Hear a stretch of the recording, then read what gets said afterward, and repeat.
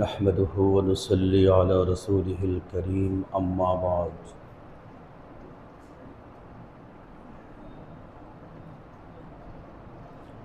فأعوذ بالله من الشيطان الرجيم.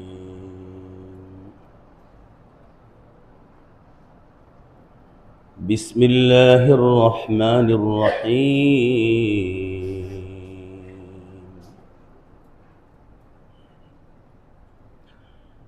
ألف لام ميم. غلبت الروم في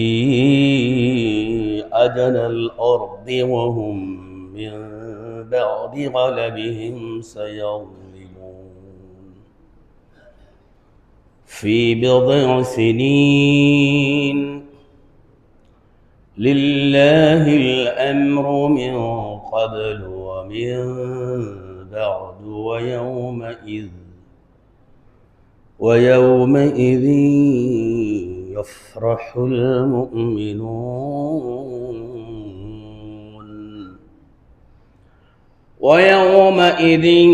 يفرح المؤمنون بنصر الله.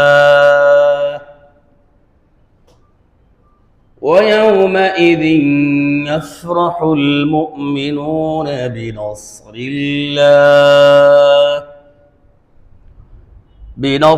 الله ينصر من يشاء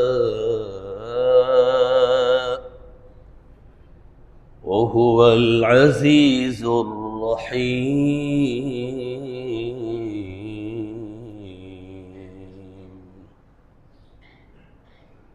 وقال النبي صلى الله عليه وسلم: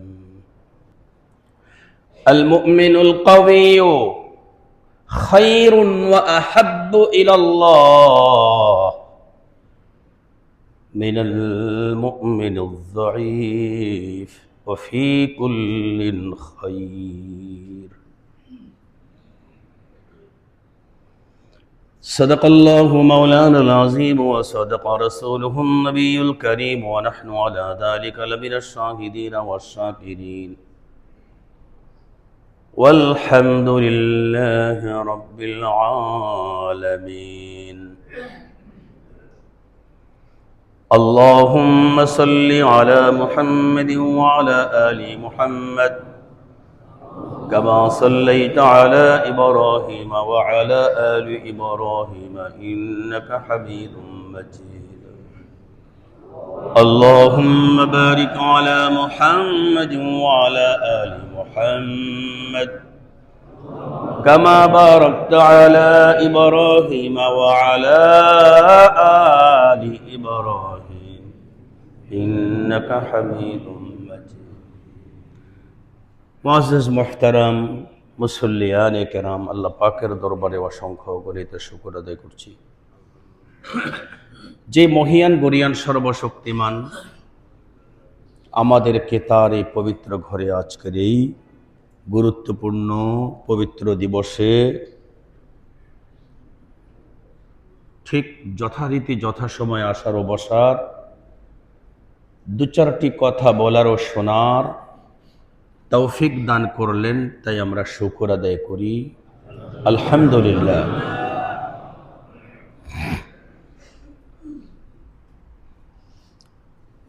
তিলাওয়াত করলাম সূরা আর রুম থেকে প্রথম কয়েকটি আয়াত।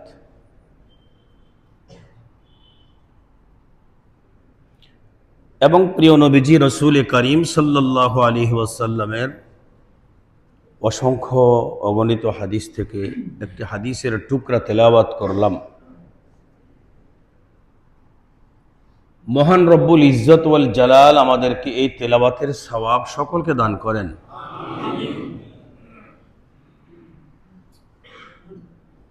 কোরআনে কারিমের এই সূরাটির নাম হলো সূরা আর রুম।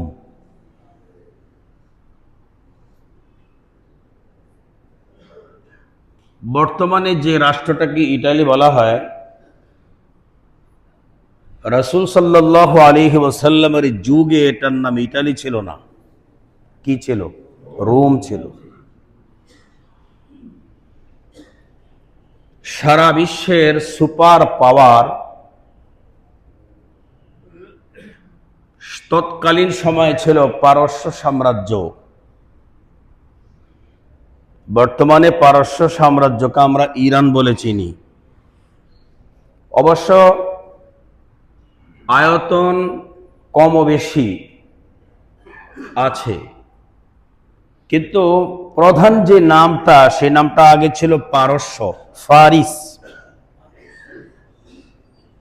আরবি ভাষায় একে ফারিস বলা হয়। বর্তমানে ইরান আগেরকার সময়ের ফারিস। পারস্য সাম্রাজ্য ছিল সুপার পাওয়ার।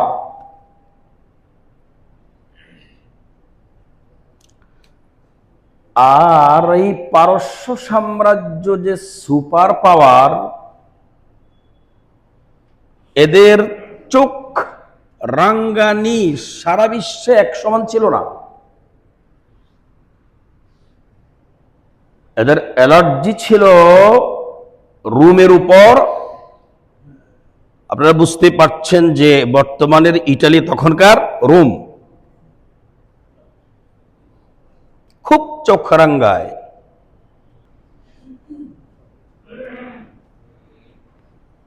পারস্য ছিল সুপার পাওয়ার। আর সুপার পাওয়ারের কাজ কি তা তো বুঝেন। সে চায় সারা বিশ্বে তার অনুগত হয়ে থাকুক। তো রোমানরাও, এরা এদের আনুগত হবে কি হবে না, তাদের একটা জায়গায় গন্ডগোল ছিল। এক নম্বরে তাওহীদ, 2 নম্বর রিসালত, 3 নম্বর আখিরাত। এই 3টা জিনিস রোমানদের কাছে ছিল। পারস্যের লোকেরা এটার অ্যালার্জিতে বাঁচত না, কারণ পারস্যরা ছিল মাজুসি, অগ্নি পূজক, তার মানে মুশরিক। আপনি কি মনে করেন পারস্যের সাধারণ জনগণ নিজেদের ছেলেকে বহিষ্কার করত, ত্যায্য করত, শুধুই মাত্র ধর্মবিরোধিতার কারণে? তারই প্রমাণ হযরত সালমান ফারেসি। ফারেসি কেন? পারস্যে তার বাড়ি। রাদিয়াল্লাহু তাআলা আন।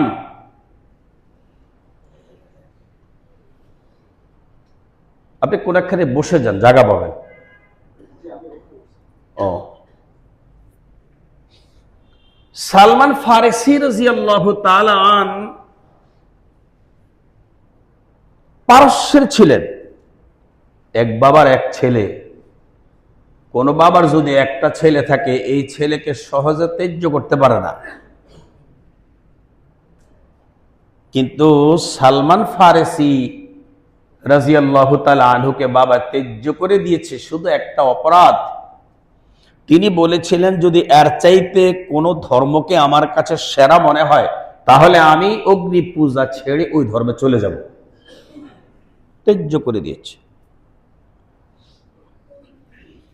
তার মানে পুরা রোমানদের কাছে এটা কখনোই সহ্য করার বিষয় ছিল না।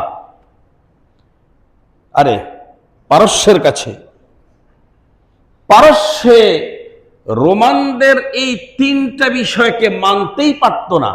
একটু সামান্য অপরাধ পেলেই হামলা চালাতো, অপরাধ না পেলেও অপরাধ সৃষ্টি করে হামলা চালাতো।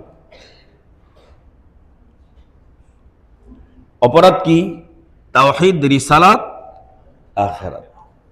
তাওহীদ মানে এক আল্লাহ বিশ্বাস যারা করে, রিসালাত মানে যারা নবীতে বিশ্বাস করে এবং জীবন বিধানকে যারা কিতাবুল্লাহ, আল্লাহর কিতাবকে মনে করে, আর যারা মরার পরেও জগৎ আছে বলে বিশ্বাস করে, একে আখিরাত বলে। তাহলে প্রিয় ভাই, তাওহীদ মানে একাত্মবাদ, এক আল্লাহ বিশ্বাসী হওয়া। রিসালাত মানে রসুল বিশ্বাস করবে এবং রসুলের যেই কিতাব আছে তিনি যে কিতাবটা নিয়ে আসবেন ওই কিতাব মোতাবেক চলবেন, তার নীতিতে চলবেন, এটা হলো রিসালত। আর আখেরাত মানে কি? শুধু দুনিয়ার জগতেই শেষ নয়, এর পরেও জগৎ আছে, সেটা হলো পরকাল। এই তিনটাতে বিশ্বাস করত রোমানগণ। এই কারণে এদের উপরে এই নির্যাতনটা চলছে, 1 বছর 2 বছর নয়। আপনারা এই ইতিহাস এতটুকুন আপনাদের জানা আছে, এবং তার মেয়াদকাল 700 বছর। ফেরাউনের চাইতেও বেশি। ফেরাউনের ক্ষমতা ছিল কত বছর? 400। কত বছর? 400। আর এরা 700 বছর।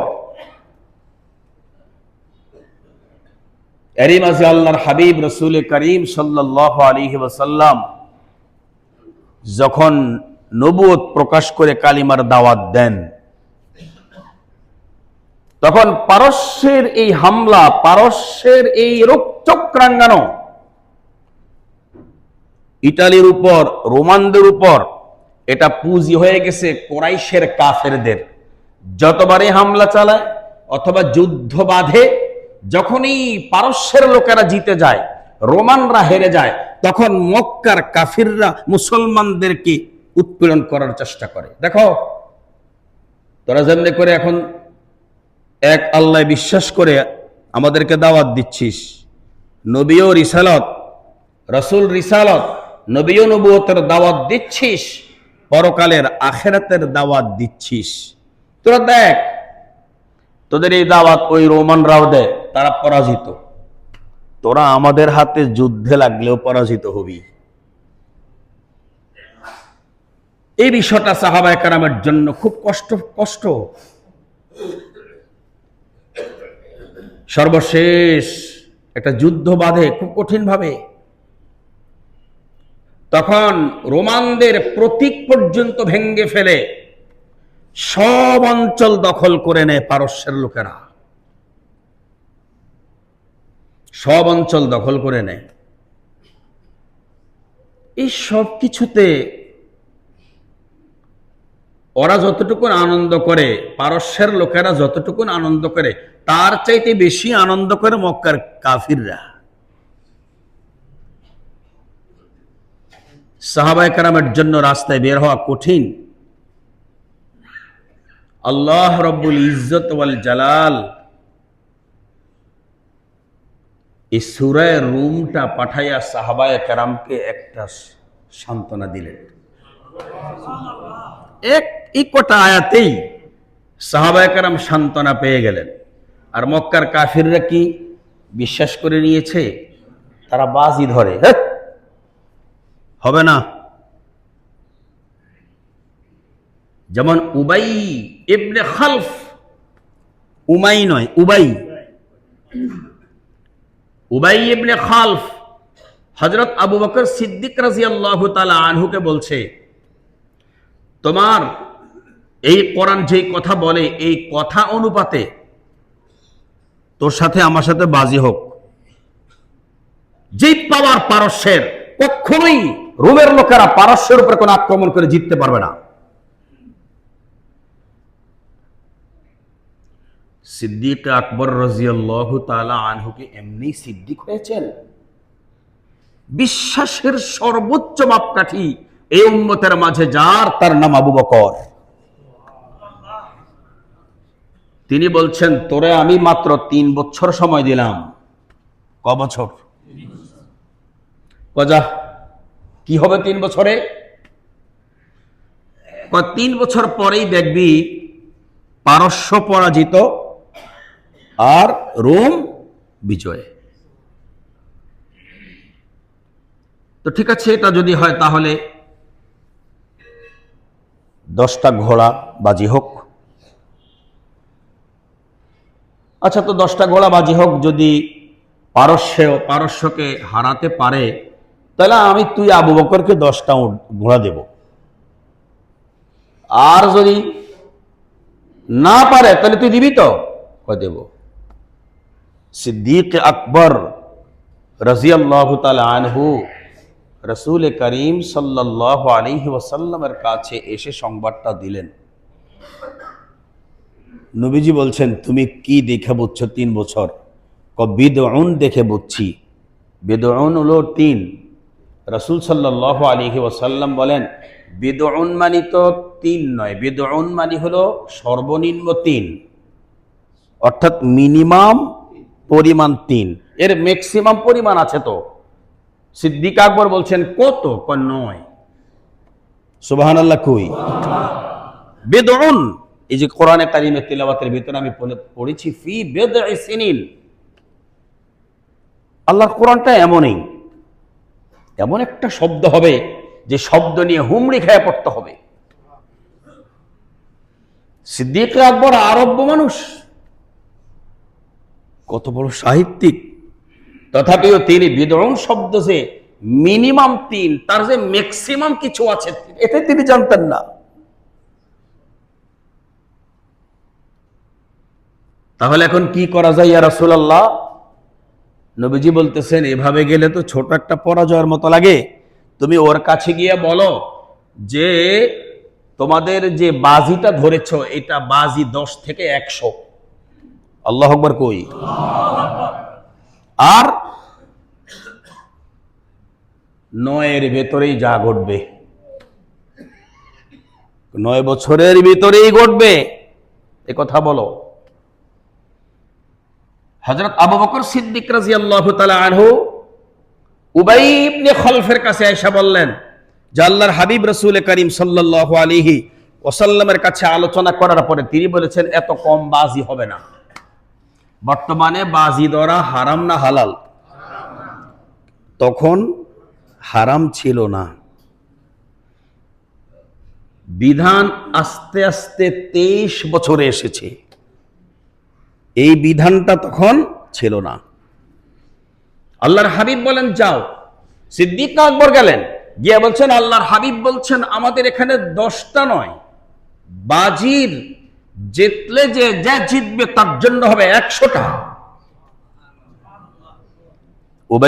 উবাই ইবনে খালফ আর কিছু কাহা, আল্লাহর হাবিব বলছেন 3 হলো মিনিমাম, তার একটা ম্যাক্সিমাম হলো 9, অর্থাৎ এই 9 বছর সর্বোচ্চ ক্ষমতা টিকবে পারস্যের, তারপরে আর টিকবে না। উবাই বলছে, আমি তাও রাজি। বাস এতটুকু এক পকেটে রেখে দেন। সূরা রুমের পটভূমি বললাম, এই আলোচনাটা শিখতে হলে, বুঝতে হলে আমাকে আর আপনাকে যেতে হবে আল্লাহর রাসূল সাল্লাল্লাহু আলাইহি ওয়াসাল্লামের ইন্তেকালের 1 বছর আগে। এটা যেটা বললাম এটা কিন্তু মক্কি জীবনের ঘটনা শোনালাম আপনাদেরকে। কোন জীবন?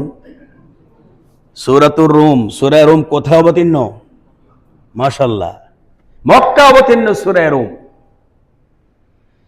আমি এখন আপনাকে মাদানী জীবনে নেব এবং আল্লাহর হাবিবের ইন্তেকালের 1 বছর আগের ঘটনা শোনাবো। আল্লাহর হাবিব রাসূল করিম সাল্লাল্লাহু আলাইহি ওয়াসাল্লামের এক সাহাবী ছিলেন হযরত মুআয ইবনে জাবাল। কি নাম? ইসলামী অর্থনীতি সাহাবায়ে কেরামের মাঝে সবাই যা বুঝতো, সবার একটা যদি এক পাল্লায় করা হয়, মুআয ইবনে জাবালের বুঝটা তার চেয়ে ভারী ছিল। ইসলামী অর্থনীতি জীবনের ইতিহাসের সবচেয়ে কঠিন এবং আইন শাস্ত্রে তিনি সবচেয়ে বেশি জানতেন। আল্লাহর হাবিব একদিন মুআযকে বললেন, মুআয, আমি তোমাকে ইয়েমেনে পাঠাবো। আপনারা যারা বাংলা পড়াশোনা করেছেন আপনারা জানেন নবীজি তার সাহাবী মুআয ইবনে জাবালকে ইয়েমেনে পাঠিয়েছেন, এই ঘটনা আপনারা জানেন। জানি না তার আগেরটা জানেন কিনা। মুআয ইবনে জাবাল রাদিয়াল্লাহু তাআলা আনহুর ইয়েমেনে যাওয়ার যে রাস্তা খুলেছে সেটা কার কারণে খুলেছে সেটা জানেন কিনা আমি জানি না। আমি নাম বলি, দেখেন আপনাদের মনে পড়ে কিনা। এই ইয়েমেনের গভর্নর ছিল বাজান। নাম শুনেছেন? বাজান।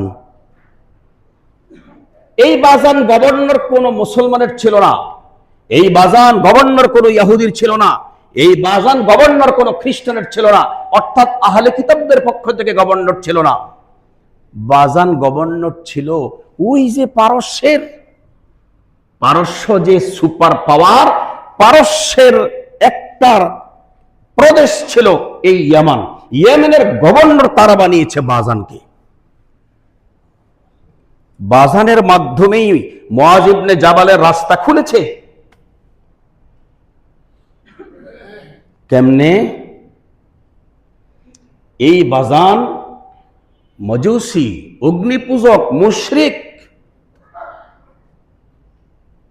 তার মাধ্যমে রাস্তা খোলার পিছনে যে কারণ, সেই কারণটা হলো আল্লাহর হাবিব মুহাম্মদ সাল্লাল্লাহু আলাইহি ওয়াসাল্লাম হুদাইবিয়ার সন্ধির পরে, কত সালে হয়েছিল হুদাইবিয়ার সন্ধি? ৬ষ্ঠ হিজরিতে। কিছু জিনিস আমাদের মনে রাখা লাগবে। কত হিজরি? ৬ষ্ঠ হিজরি। হুদাইবিয়ার সন্ধির পরে আল্লাহর রাসূল সাল্লাল্লাহু আলাইহি ওয়াসাল্লাম বুউস করতেন। বুউস, গাজাওয়াত, সারায়াত, বুউস, এই তিনটা জিনিস ছিল মদনী 10 বছরের নবীজির কার্যক্রম। আমি আজকে গাজাওয়াতও আলোচনা করব না, সারায়াতও আলোচনা করব না, বুউস আলোচনা করব। বুউস হলো আল্লাহর হাবিব সারা বিশ্বে যে যে রাষ্ট্রের লোকেরা, তাদের রাষ্ট্রপ্রধান আছে, রাষ্ট্রপ্রধানের কাছে কালিমার দাওয়াত নিয়া এই মদিনা থেকে আল্লাহর হাবিব চিঠি লিখে লিখে পাঠাতেন, যাও রাষ্ট্রপ্রধানকে ইসলামের দাওয়াতের আমার পক্ষ থেকে চিঠিটা পৌঁছে দাও। দাওয়াতের চিঠি, দূত পাঠাতেন দাওয়াতের চিঠি নিয়ে। আপনাদের কাছে কষ্ট লাগতেছে? আমি একটা সূরা আপনাদেরকে দুই তিনটা আয়াত বোঝানোর জন্য এই কথাগুলো আমাকে বলতে হবে, নাহলে বুঝবেন না। চিঠি যে পাঠালেন, আল্লাহর হাবিব 2 জন সাহাবী নির্বাচন করলেন। একজন হযরতে আব্দুল্লাহ ইবনে হুযাফা আস-সাহামী, আরেকজন হযরতে দেহয়ে কলবি। হযরত দেহয়ে কলবি কেমন ছিলেন জানেন? হযরত জিবরিল আলাইহিস সালাম নবীজির কাছে যখনই আসতেন, নবীজি মনে করতেন দেহয়ে কলবি আসছে। তখন জিবরাইল বলতো, আমি জিবরাইল। তখন বুঝতেন, ও আচ্ছা। এর আগ পর্যন্ত নবীজি মনে করতেন আমার সামনে দেহয়ে কলবি আসছে। এর অর্থটা কি? এর অর্থ হলো জিবরাইল দেহয়ে কলবির আকৃতিতে নবীজির সামনে আসতেন। জিবরিল আলাইহিস সালাম এই রাসূল সাল্লাল্লাহু আলাইহি ওয়াসাল্লামের আগে যেই নবীদের কাছে আসতেন, সেখানে কোন আকৃতিতে আসতেন? হযরত আল্লামা ইদ্রিস কান্দলভী রাহমাতুল্লাহি আলাইহি বলেন যে আগেরকার আম্বিয়ে কেরামের কাছে জিবরিল যখন যেতেন, তখন তার চেহারার আকৃতি ছিল রাসূল মুহাম্মদ সাল্লাল্লাহু আলাইহি ওয়াসাল্লামের আকৃতি।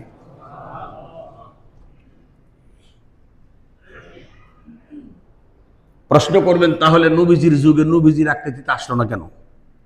নবীজির যুগে যদি নবীজির আকৃতিতে আসে, এটা বিপদ না? আমি যদি দেখি আরে আমার মতো আরেক লোক সামনে এসে গেছে, হয়তো ভাববো কি আয়না কিনা, যখন দেখি আয়না না, তখন চিন্তা করব তাহলে কি দাউদানো ভাই আমাকে ধরতে আসলো? বিপদ না? এজন্য আল্লাহর হাবিবের আকৃতির পরে দেহয়ে কলবি রাদিয়াল্লাহু তাআলা আনহুর আকৃতিতে নবীজির নবুয়তের সময় যখন ওহী নিয়ে আসতেন জিবরিল, এই আকৃতিতে আসতেন। তাহলে এখন আসুন, আল্লাহর হাবিব রাসূল করিম সাল্লাল্লাহু আলাইহি ওয়াসাল্লাম 2 জন সাহাবী নির্বাচন করলেন বুউস করার জন্য। যাও, চিঠি নিয়ে যাও। একজন যাবে পারস্যের কাছে, পারস্য রাজার কাছে, আরেকজন যাবে রোমের রাজার কাছে। কাকে কার কাছে? আব্দুল্লাহ ইবনে হুযাফা আস-সাহমীকে পাঠালেন রোমের রাজার কাছে, হেরাক্লিয়াস। কিতাবে ক্লিয়াস পর্যন্ত নেই, কিতাবে তার নাম এসেছে হেরাকল।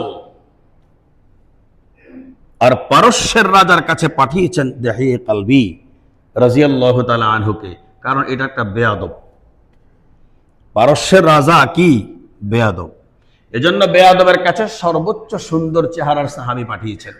দেখেন না আপনারা আপনাদের দোকানে যদি কর্মচারী রাখেন মাল বিক্রি করার জন্য, তাহলে চেহারা কিন্তু অগ্রাধিকার দেন। দেখতে যারা ভালো দেখা যাবে ওরা দাঁড় করাবো, তাহলে কাস্টমার বেশি আসবে।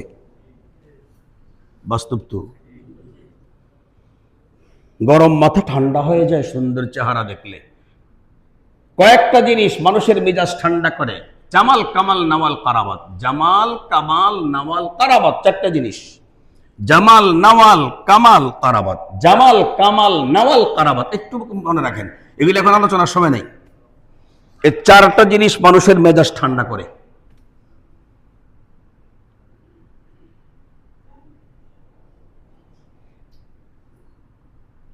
যার কাছে চারটা থাকবে কখনোই তার সাথে কোনোদিন কেউ মেজাজ দেখাতে পারে না। যার কাছে একটা থাকে তার এরা বড় পুঁজি, দুইটা থাকলে আর একটু বেশি, তিনটা থাকলে আর একটু বেশি, চারটা থাকলে ওর সামনে রাগান্বিতরাও ইজি হয়ে যায়। যেমন আমাদের প্রিয় নবীজির কাছে চারটা যোগ্যতা ছিল, যার ফলে যখনই কাফের বেদিনরা নবীজির কাছে আসতো হত্যা করার জন্য, কিছু দেখানোর জন্য, সাইজ করার জন্য, নবীজির কাছে আসা মাত্রই চেহারা দেখে, ব্যবহারে দেখে, নবীজির এই চারটা জিনিস দেখে কই তার সর্বনাশ। আল্লাহু আকবার কই। এই চারটা জিনিস কার ছিল? রাসূল কারীম সাল্লাল্লাহু আলাইহি ওয়াসাল্লামের ছিল। শুনেন, এগুলি আমি যদি এটা কইতে যাই আপনি আমার আসল জিনিসটা হারিয়ে ফেলবেন। বলবো, হয়তো বলবেন যে হুজুর এইগুলি তো দরকার ছিল, অনেক কিছুই দরকার আছে, কিন্তু আজকে এই বিষয়গুলো আমার উদ্দেশ্য নয়। এই সূরা পর্যন্ত আমাকে যেতে হবে ইনশাআল্লাহ।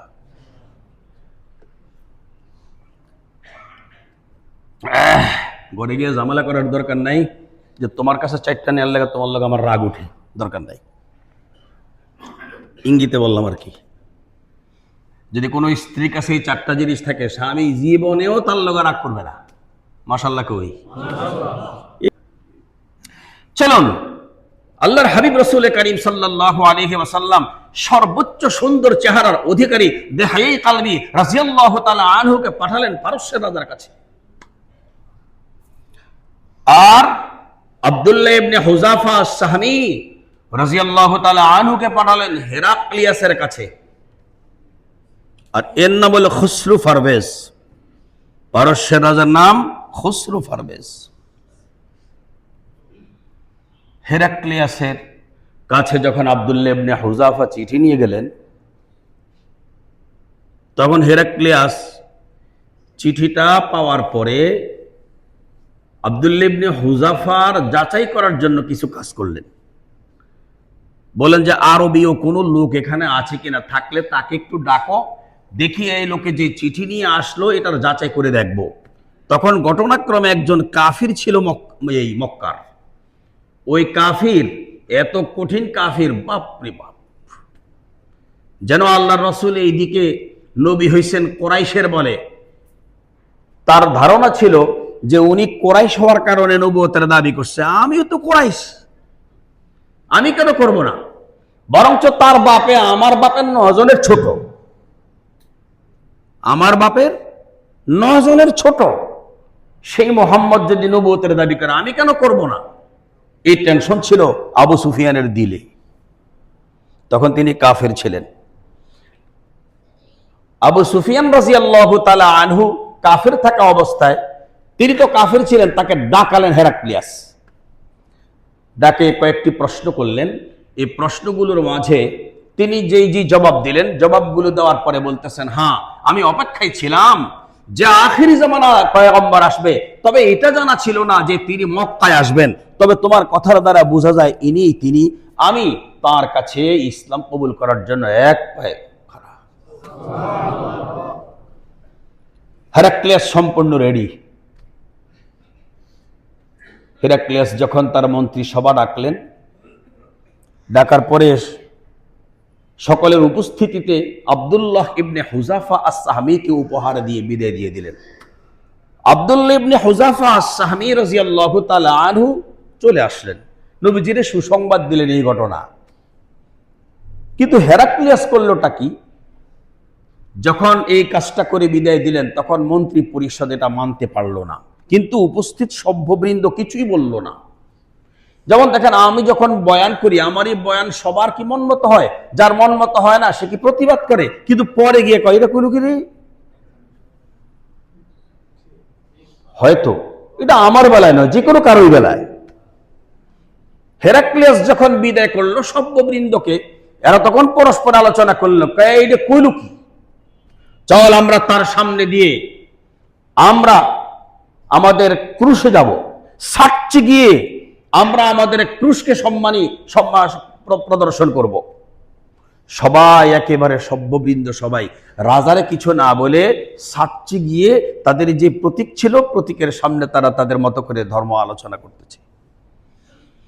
হেরাক্লিয়াস টের পেল যে তারা তো আমারে দেখাই করতেছে, তখন এ বলতেছে, ও তোমরা আমারা ছাড়া গেলা কেন? আপনি তো মুসলমান হবেন। দূর বেটা, তো ঈমান পরীক্ষা করলাম। কি বুঝলেন? পাদশাহ মালে মস্ত মাগরিবা হালে মস্ত খবরুয়া নাজে মস্ত আশিকা দিদারে মস্ত। পৃথিবীর রাজা বাচ্চারা এদের সব কিছুতেই অন্য কাজ করে। সালাম ভিন্ন, এদের বিসমিল্লাও ভিন্ন, রাজনৈতিক সালামও ভিন্ন, রাজনৈতিক বিসমিল্লাও ভিন্ন। ঠিক বলতে পারলেন না তো? বাকি পাবেন, জায়গা জায়গা পাবেন। এদের সালামও ভিন্ন, এদের বিসমিল্লাও ভিন্ন।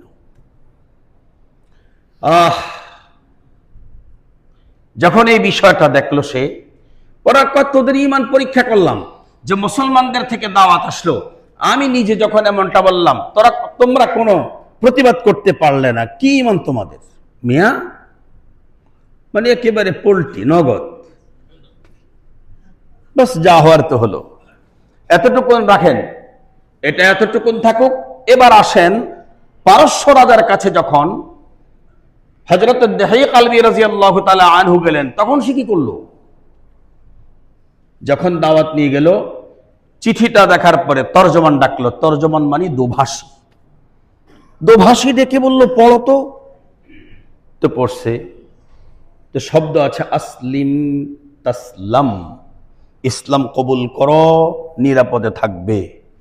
এতটুকুন পড়ার পরে, ও না, এতটুকুন যাওয়া লাগে নাই। মিম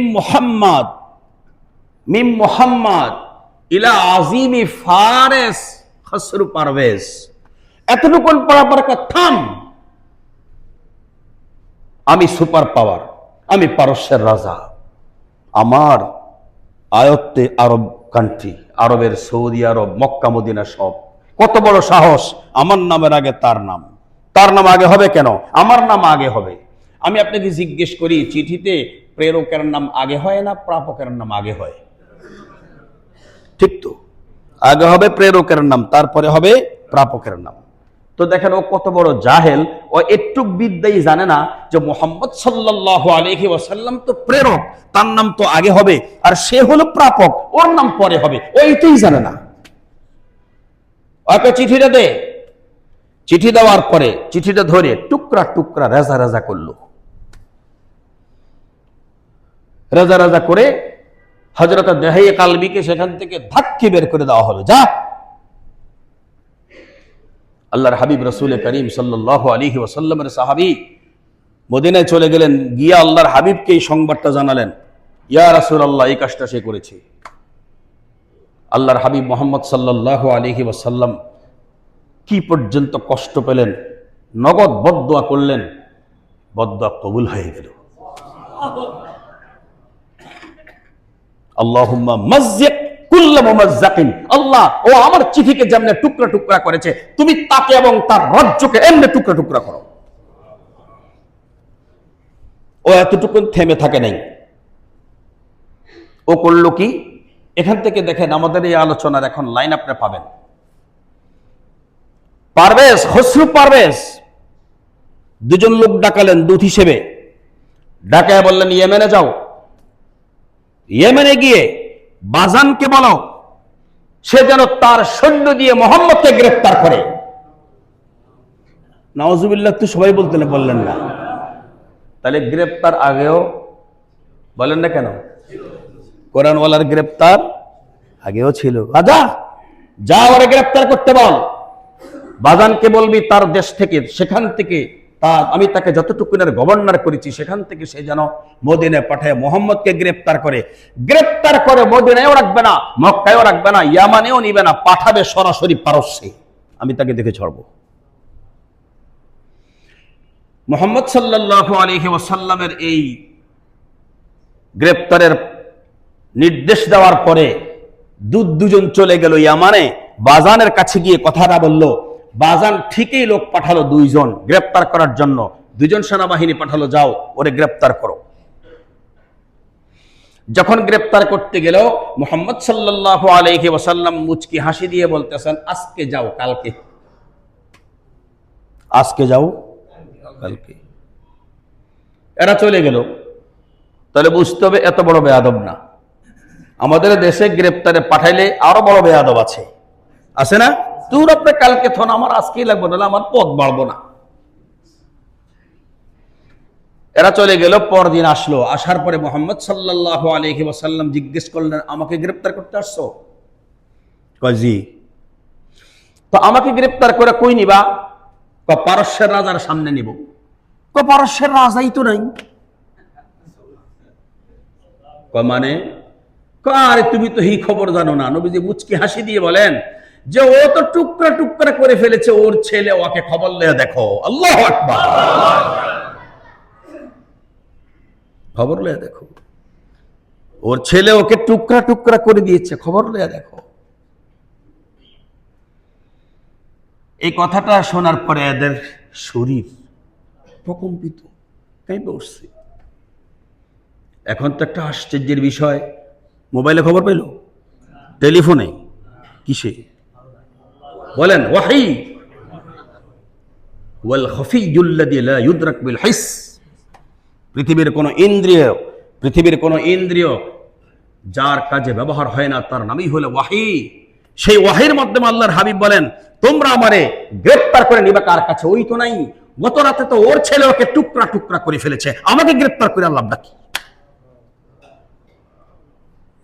চলে গেল 2 জন ইয়েমেনে। বাজানের কাছে সংবাদটা পৌঁছালো। বাজান বলতেছে, আগে খতিয়ে দেখো, তারপরে যা করা যা পরে করি। লোক পাঠালো পারস্যে, যাও দেখো আসলে খবরটা কি।